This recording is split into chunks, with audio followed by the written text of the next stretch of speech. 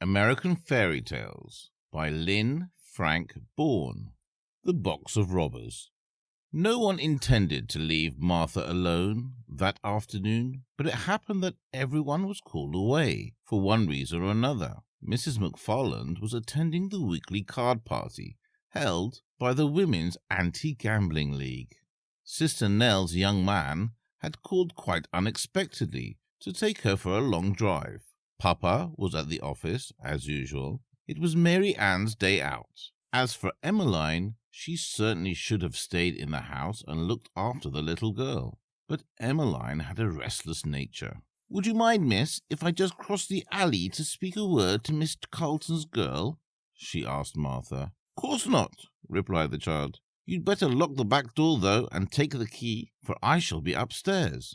"Oh, I'll do that, of course, miss," said the delighted maid, and ran away to spend the afternoon with her friend, leaving Martha quite alone in the big house, and locked in into the bargain. The little girl read a few pages in her new book, sewed a few stitches in her embroidery, and started play-visiting with her 4 favourite dolls. Then she remembered that in the attic was a doll's playhouse that hadn't been used for months, so she decided she would dust it and put it in order. Filled with this idea, the girl climbed the winding stairs to the big room under the roof. It was well lighted by 3 dormer windows, and was warm and pleasant. Around the walls were rows of boxes and trunks, piles of old carpeting, pieces of damaged furniture, bundles of discarded clothing, and other odds and ends of more or less value. Every well-regulated house had an attic of this sort, so I need not describe it. The doll's house had been moved, but after a search, Martha found it away over in a corner near the big chimney. She drew it out and noticed that behind it was a black wooden chest which Uncle Walter had sent over from Italy and years ago, before Martha was born, in fact. Mamma had told her about it one day, how there was no key to it, because Uncle Walter wished it to remain unopened until he returned home, and how this wandering uncle, who was a mighty hunter, had gone into Africa to hunt elephants and had never been heard from afterwards. The little girl looked at the chest curiously, now that it had by accident attracted her attention. It was quite big, bigger even than Mamma's travelling trunk, and was stubbed all over with tarnished brass-headed nails. It was heavy too, for when Martha tried to lift one end of it, she found she could not stir it a bit. But there was a place in the side of the cover for a key. She stopped to examine the lock, and saw that it would take a rather big key to open it. Then, as you may suspect, the little girl longed to open Uncle Walter's big box and see what was in it, for we are all curious, and little girls are just as curious as the rest of us. "I don't believe Uncle Walter ever came back," she thought. "Papa said once that some elephant must have killed him. If I only had a key." She stopped and clapped her little hands together gaily as she remembered a big basket of keys on the shelf in the linen closet. They were all sorts and sizes. Perhaps one of them would unlock the mysterious chest. She flew down the stairs, found the basket, and returned it to the attic. Then she sat down before the brass-studded box and began trying one key after another in the curious old lock. Some were too large, but most were too small. One would go into the lock but would not turn. Another stuck so fast that she feared for a time that she should never get it out again. But at last, when the basket was almost empty, an oddly shaped ancient brass key slipped easily into the lock. With a cry of joy, Martha turned the key with both hands. Then she heard a sharp click, and the next moment the heavy lid flew up of its own accord. The little girl leaned over the edge of the chest an instant, and the sight that met her eyes caused her to start back in amazement. Slowly and carefully, a man unpacked himself from the chest, stepped out upon the floor, stretched his limbs, and then took off his hat and bowed politely to the astonished child. He was tall and thin, and his face seemed badly tanned or sunburnt. Then another man emerged from the chest, yawning and rubbing his eyes, like a sleepy schoolboy. He was a middle size, and his skin seemed as badly tanned as that of the first. While Martha stared open-mouthed at the remarkable sight, a third man crawled from the chest. He had the same complexion as his fellows, but was short and fat. All three were dressed in a curious manner. They wore short jackets of red velvet braided with gold, and knee breeches of sky-blue satin with silver buttons.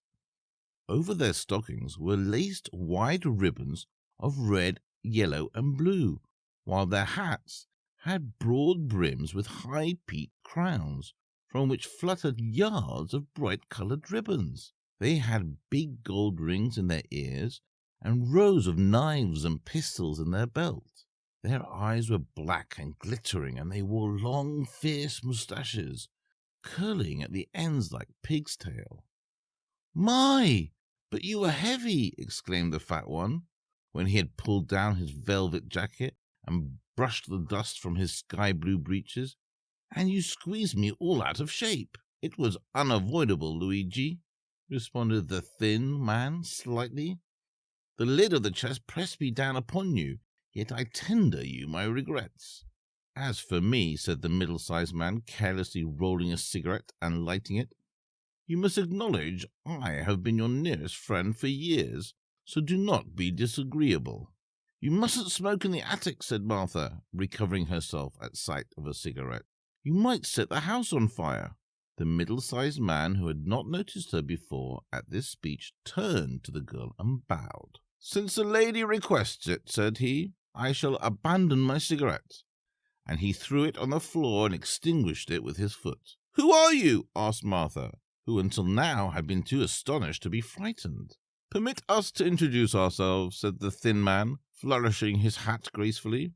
"This is Luigi." The fat man nodded. "And this is Benny." The middle-sized man bowed. "And I am Victor. We are 3 bandits, Italian bandits." "Bandits?" cried Martha, with a look of horror. "Exactly. Perhaps in all the world there are not 3 other bandits so terrible and fierce as ourselves," said Victor proudly. "'Tis so," said the fat man, nodding gravely. "But it's wicked!" exclaimed Martha. "Yes, indeed," replied Victor. "We are extremely and tremendously wicked. Perhaps in all the world you could not find 3 men more wicked than those who now stand before you." "'Tis so," said the fat man, approvingly. "But you shouldn't be wicked," said the girl. It's naughty." Victor cast down his eyes and blushed. "Naughty?" gasped Benny, with a horrified look. "'Tis a hard work," said Luigi, sadly, and buried his face in his hands. I little thought," murmured Victor in a voice broken by emotion, "ever to be so reviled, and by a lady. Yet perhaps you spoke thoughtlessly. You must consider, miss, that our wickedness has an excuse, for how are we to be bandits? Let me ask, unless we are wicked?" Martha was puzzled and shook her head thoughtfully. Then she remembered something. "You can't remain bandits any longer," said she, "because you're now in America." "America?" cried the 3 together. "Certainly. You are on the Prairie Avenue in Chicago. Uncle Walter sent you here from Italy in this chest." The bandits seemed gratefully bewildered by this announcement. Luigi sat down on the old chair with a broken rocker and whipped his forehead with a yellow silk handkerchief. Benny and Victor fell back upon the chest and looked at her with pale faces and staring eyes. When he had somewhat recovered himself, Victor spoke. "Your Uncle Walter has greatly wronged us," he said reproachfully. "He has taken us from our beloved Italy, where bandits are highly respected, and brought us to a strange country where we shall not know whom to rob or how much to ask for a ransom." "'Tis so," said the fat man, slapping his leg sharply. "And we had won such fine reputation in Italy," said Benny regretfully. Perhaps Uncle Walter wanted to reform you, suggested Martha. Are there no bandits in Chicago? Asked Victor. Well, replied the girl, blushing in her turn, we don't call them bandits. Then what shall we do for a living? Inquired Benny despairingly. A great deal can be done in the big American city, said the child. My father is a lawyer. The bandit shuddered. And my mother's cousin is a police inspector. Ah, said Victor, that is a good employment. The police need to be inspected, especially in Italy. Everywhere, added Benny. Then you could do other things, continued Martha encouragingly. You could be motormen on the trolley cars or clerks in a department store. Some people even become aldermen to earn a living. The bandits shook their heads sadly. We're not fitted for such work, said Victor. Our business is to rob. Martha tried to think. It is rather hard to get positions in the gas office, she said, but you might become politicians. No, cried Benny, with a sudden fierceness. We must not abandon our high calling. Bandits we have always been, and bandits we must remain. 'Tis so, agreed the fat man. Even in Chicago there must be people to rob, remarked Victor with cheerfulness. Martha was distressed. I think they have all been robbed, she objected. Then we can rob the robbers, for we have experience and talent beyond the ordinary, said Benny. Oh dear, moaned the girl. Why did Uncle Walter ever send you here in this chest? The bandits became interested. That is what we should like to know, declared Victor eagerly. But no one will ever know, for Uncle Walter was lost while hunting elephants in Africa, she continued with conviction. Then we must accept our fate and rob to the best of our ability, said Victor. So long as we are faithful to our beloved profession, we need not be ashamed. 'Tis so, cried the fat man. Brothers, we will begin now. Let us rob the house we're in. Good, shouted the others and sprang to their feet. Benny turned threateningly upon the child. Remain here, he commanded. If you stir one step, your blood will be on your own head. Then he added in a gentler voice, Don't be afraid. That's the way all bandits talk to their captives. But of course we won't hurt a young lady under any circumstances. Of course not, said Victor. The fat man drew a big knife from his belt and flourished it about his head. Splud! He ejaculated fiercely. Spananas! Cried Benny in a terrible voice. Confusion to our foes! Hissed Victor. And then the three bent themselves nearly double and crept stealthily down the stairway with cocked pistols in their hands and glittering knives between their teeth, leaving Martha trembling with fear and too horrified to even cry for help. How long she remained alone in the attic she never knew, but finally she heard the cat-like tread of the returning bandits and saw them coming up the stairs in single file. All bore heavy loads of plunder in their arms, and Luigi was balancing a mince pie on top of a pile of her mother's best evening dresses. Victor came next with an armful of bric-a-brac, a brass candelabra, and the parlour clock. Benny had the family Bible, the basket of silverware from the sideboard, a copper kettle, and Papa's fur coat. Oh, joy, said Victor, putting down his load. It is pleasant to rob once more. Oh, ecstasy, said Benny, but he let the kettle drop on his big toe and immediately began dancing around in anguish, while he muttered queer words in the Italian language. We have much wealth, continued Victor, holding the mince pie with Luigi, added his spoils to the heap. And all from one house. This America must be a rich place. With a dagger, he then cut himself a piece of the pie and handed the remainder to his comrades, whereupon all three sat upon the floor and consumed the pie while Martha looked on sadly. "We should have a cave," remarked Benny, "for we must store our plunder in a safe place. Can you tell us of a secret cave?" he asked Martha. "There's a mammoth cave," she answered, "but it's in Kentucky. You would be obliged to ride on the cars a long time to get there." The three bandits looked thoughtful and munched their pie silently. But the next moment they were startled by a ringing of an electric doorbell, which was heard plainly even in the remote attic. "What's that?" demanded Victor in a hoarse voice, as the three scrambled to their feet with their drawn daggers. Martha ran to the window and saw it was only the postman, who had dropped a letter in the box and gone away again.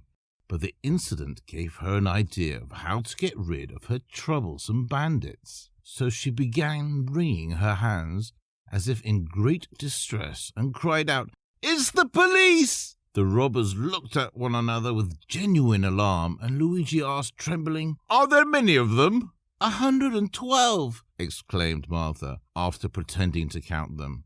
"Then we're lost," declared Benny, "for we could never fight so many and live." "Are they armed?" inquired Victor, who was shivering as if cold. "Oh, yes," she said. "They have guns and swords and pistols and axes and what?" demanded Luigi. "And cannons." The three wicked ones groaned aloud, and Benny said in a hollow voice, "I hope they will kill us quickly and not put us to this torture. I have been told these Americans have painted Indians who are bloodthirsty and terrible." "'Tis so," gasped the fat man with a shudder. Suddenly Martha turned from the window. "You are my friends, are you not?" she asked. "We are devoted," answered Victor. "We adore you," cried Benny. "We would die for you," added Luigi, thinking he was about to die anyway. "Then I will save you," said the girl. "How?" asked the three with one voice. "Get back in the chest," she said. "I will then close the lid so they will be unable to find you." They looked around the room in a dazed and confused way, but she exclaimed, "You must be quick. They will soon be here to arrest you." Then Luigi sprang into the chest and lay flat upon the bottom. Benny tumbled in next and packed himself in the back side. Victor followed after pausing to kiss her hand to the girl in a graceful manner. Then Martha ran up to press down the lid, but could not make it catch. "You must squeeze in," she said to them. Luigi groaned. "I'm doing my best, miss," said Victor, who was nearest the top. "But although we fitted in a very nicely way before, the chest now seems rather small for us." "'Tis so," came the muffled voice of the fat man from the bottom. "I know what takes up the room," said Benny. "What?" inquired Victor anxiously. "The pie," returned Benny. "'Tis so," came from the bottom in the faint accents. Then Martha sat upon the lid and pressed it down with all her weight. To her great delight, the lock caught, and springing down, she exerted all her strength and turned the key. This story should teach us not to interfere in matters that do not concern us, for had Martha refrained from opening Uncle Walter's mysterious chest, she would not have been obliged to carry downstairs all the plunder the robbers had brought into the attic.